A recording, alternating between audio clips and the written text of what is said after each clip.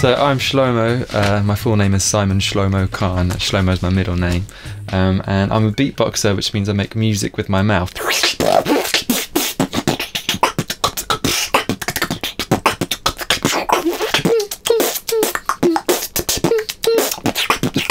Chime! Like that.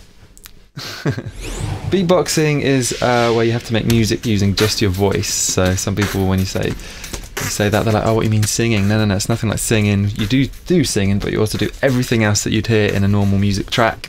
You just have to do it all with your voice. So the drums, the bass lines, the scratching sounds, guitar sounds, all the music, you've got to do it all yourself.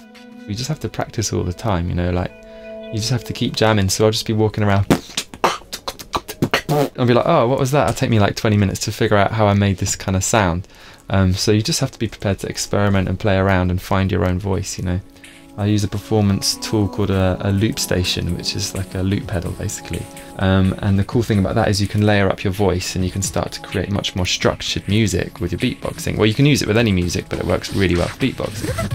First thing I thought when I saw the game was like, okay, am I going to be able to do this? Because I'm so useless at computer games. So I started placing a few blocks, but it's so satisfying when you play. You're always rewarded with the music. So it's just like, straight away I was like, oh cool, I want to get more of these blocks so I can hear what's going to happen next. This game is perfect for people who like have OCD and they like tidying up, because basically you need to tidy everything up and then it will reward you with a nice piece of music. Well, what was interesting about our recording session was I didn't have a piece of music written before I came. I just plugged all my stuff in and just started looping and just started kind of improvising a song, which was really nice because it was really like, it kind of captured the mood of that day. It was just a real spontaneous piece of music.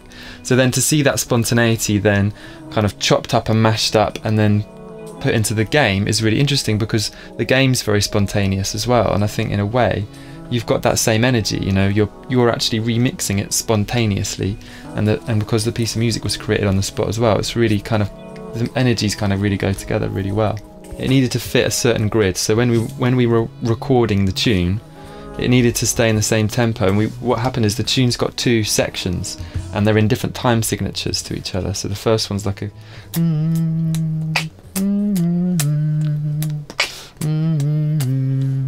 it's like in a compound time, like a 6/8 time. But then the actual, once you kind of get a little bit further on in the level, it turns into this like big fat rave tune, which is like,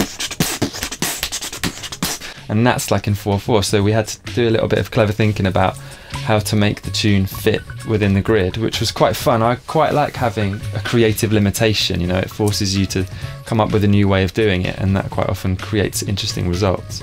So I wrote the track and kind of created the piece, but I'd say Joe from Zoe Mode, he really produced it for me, you know, he really helped shape the piece, and then he kind of translated it into Chime language, do you know what I mean? Because what I gave him was a kind of Shlomo brain dump, and he basically converted that massive pile of musical data into a playable game, and that must have taken him a lot of time and effort, and he really understood musically where I was going with it as well, which is really important. I mean, you wouldn't be able to make a game like this if you weren't a musician, and I think he really is a musician, and that's really great. I think it's really good that Chime have got such a diverse range of artists performing, like Philip Glass and Moby and people like that are so different, and Plaid, they're all from like different walks of music. So I think it's going to be, if you think of the game almost like a kind of compilation album, do you know what I mean? It's like, it's an interactive album that you're buying there. So it was obviously really important that Chime chose the right people and kind of curated that album in a way. I think Chime's a great way of getting music out there, you know, because the kind of person who'd be excited by a puzzle game might not necessarily know that much about an artist like Plaid or Philip Glass or me. So it's just a really, really lovely way to bring together two different worlds in a way that isn't contrived, you know. There's actually, this is a project where the music and the game have completely grown together.